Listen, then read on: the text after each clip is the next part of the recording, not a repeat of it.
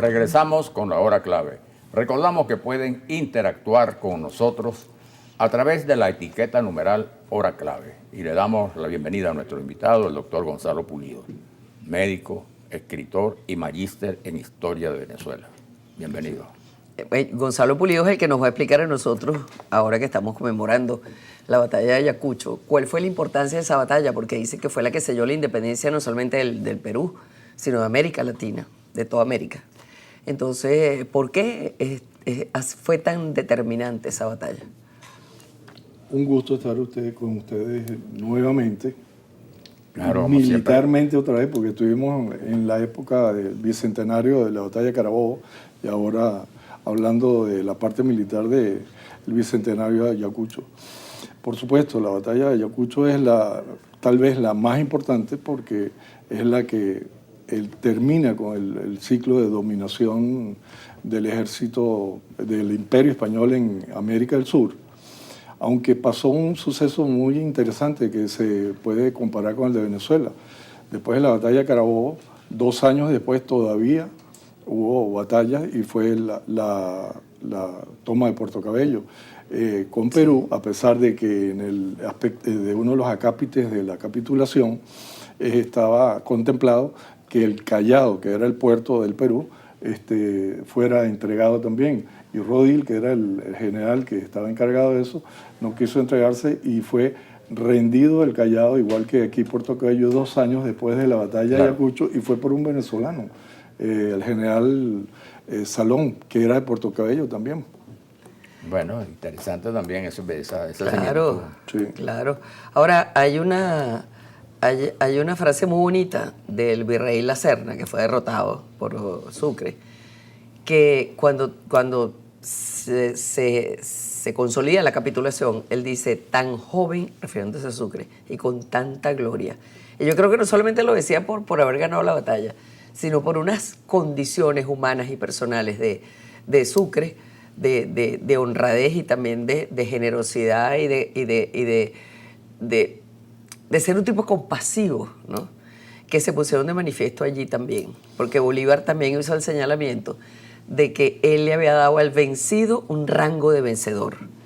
Sí. Y eso dice mucho de la personalidad de Sucre. Sí, se ve siempre Sucre como muy magnánimo, sí, a la hora del triunfo, que no lo tenía ningún otro, y de hecho, como lo hablamos hace un momento, que puede iniciarse a nivel internacional, por decirlo así, en alguna forma, los derechos humanos o los derechos internacionales. El derecho internacional humanitario. Después en cuestiones de conflicto, es Sucre porque él es el que inicia todo el aparataje. Fue como un precursor de todo lo que hoy es materia de internacionalista, de todas partes se habla de eso y en todas partes se trata de conseguir. Se humanizó la guerra. Pero quien lo hace al principio es Sucre. En 1820 con el con tratado, Morillo, ¿no?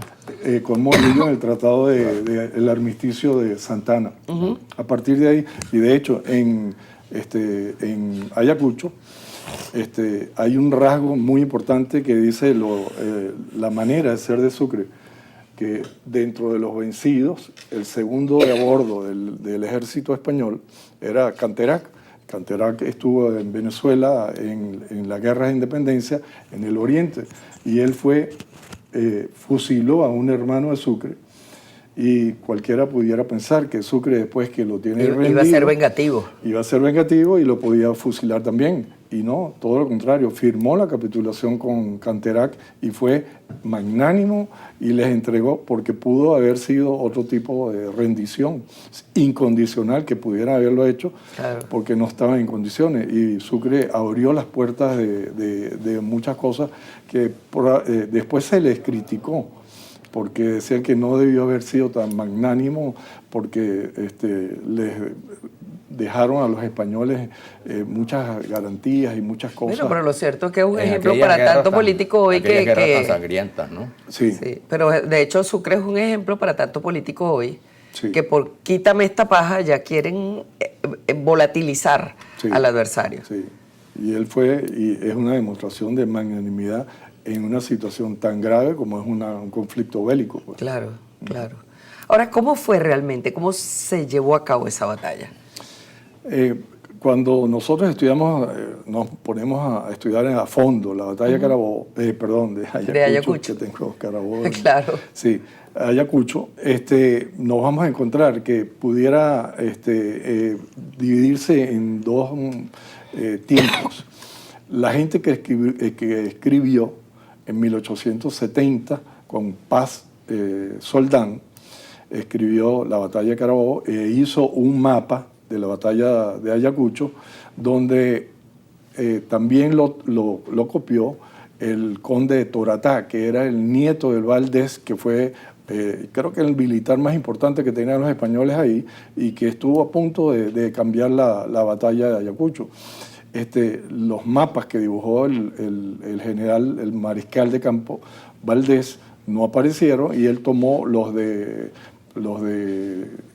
Solán, en el año 70, y los tomó para él en 1896 porque no habían otros mapas. Resulta que esa batalla que ellos entendieron modernamente, la dibujaron como una batalla en paralelo, dos frentes, y la batalla de Ayacucho no es así, para nada. Hay que volver a los testigos y hay que reconstruirla porque fue una batalla con componentes de flanco y componentes de frente. ¿Y eso qué significa desde el punto de vista militar?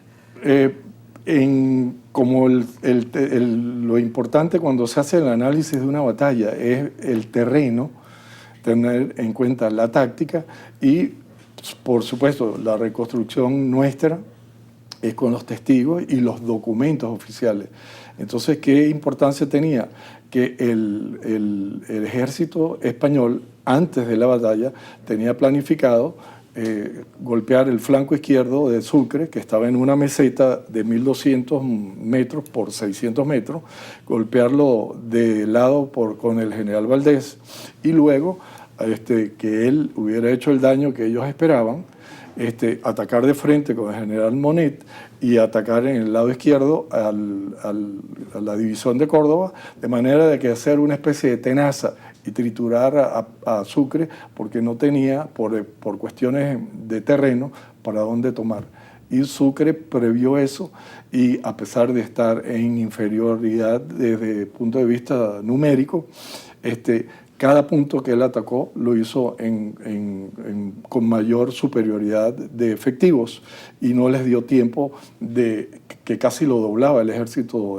O sea que en eso consiste la genialidad estratégica. Esa fue la genialidad. Eso se destaca así militarmente. Bueno, claro, él hizo algo que de repente no suena adecuado de decirlo en esta forma, pero él respondió el ataque español, como dijo alguien en una novela famosa, como vayan viniendo, vamos viendo. Y así fue.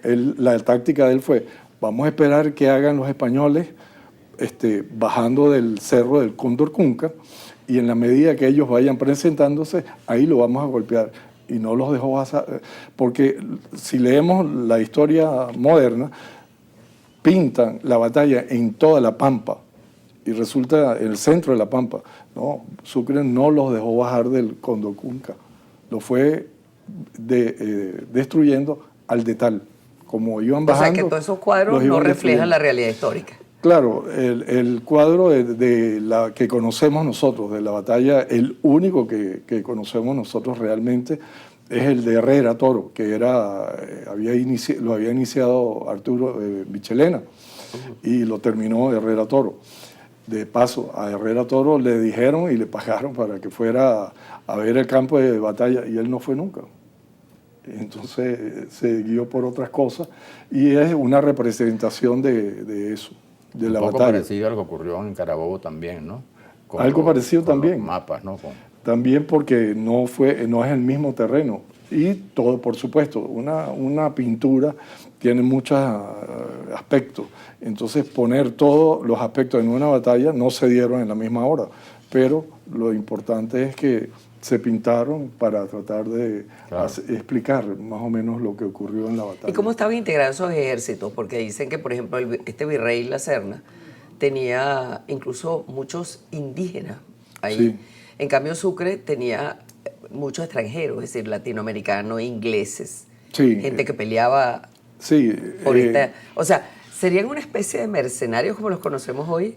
Bueno, habían pocos ingleses que quedaron realmente de los que vinieron en 1818 aquí a Venezuela. Más que todo quedaron oficiales dirigiendo algunos batallones. De hecho, el que dirigió el batallón Rifles, que no peleó, porque 5 días antes había sido muy severamente golpeado en un enfrentamiento en Colpahuayco, los que dirigían algunos de los batallones, de las compañías, eran ingleses. Pero realmente el ejército, eso lo dijo el presidente peruano que se suicidó en una explicación que dijo realmente... Alan García, que lo explicó muy bien y dijo, aquí un ejército extranjero peleó contra un ejército peruano para darle la libertad a Perú. Exacto. Porque el 90%, 95% del componente de Ayacucho, que eran indígenas, o sea, los soldados reales eran indígenas, pero por eso no se desmerita, porque resulta que ellos estaban mejor preparados para pelear a alturas de 4.000 metros que un español que no estaba preparado para eso. Ellos estaban mejor preparados en ese sentido. Y del lado del Ejército Unido del Perú, que es el nombre que se le da al ejército que mandó Bolívar del sur, es Unido del Perú, tenía 3.500 de los 5.780, 3.500 eran colombianos, es decir, venezolanos en su mayoría, neogranadinos y una porción ecuatoriana. De esos solamente había 80 caballerías de granaderos de los Andes argentinos y unos cuantos chilenos y unos cuantos... Bueno, fíjate, eso es una soberanía bien entendida, porque Sí. no es el tema de quién pelea, Sí. sino por qué se pelea, cuál es el objetivo a ¿Por qué alcanzar. se pelea? Sí, habían chilenos y habían polacos y habían... Imagínate. Es más, había un ucraniano. O sea, habían ciertos oficiales y eso que eran extranjeros. Claro. De hecho, Ferguson, que después defendiendo a Bolívar el día que le hacen el atentado, era capitán de una de las compañías que tenía Córdoba. Bueno, ya tenemos que terminar, se nos ha hecho corto porque ha sido muy ameno todo esto. muy esclarecedor. Sí, además, señor. ¿no? Y muy oportuno hablar de ciertas cosas que tienen que ver con esa batalla, sobre todo la personalidad y el papel que jugó Sucre, lo que representó, que inclusive hoy nos da lecciones de todo lo que hizo.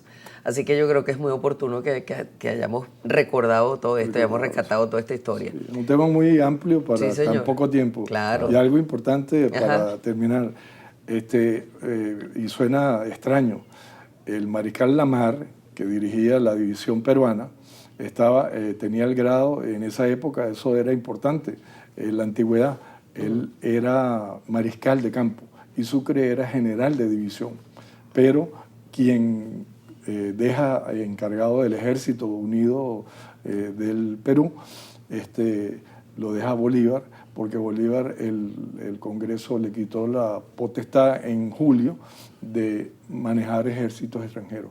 Bueno, fíjate tus datos que hay que recordar y que además mucha muy gente puede no útiles, saber. Muy ¿no? útiles en este momento, ¿no? Sí, En el cual, señor. como siempre ocurre, pues no siempre las interpretaciones son rigurosas, ¿no? Exactamente. Así es. Bueno, muchísimas gracias Gracias por a haber ustedes. estado con nosotros. Gracias. Vamos a la pausa, ya volvemos.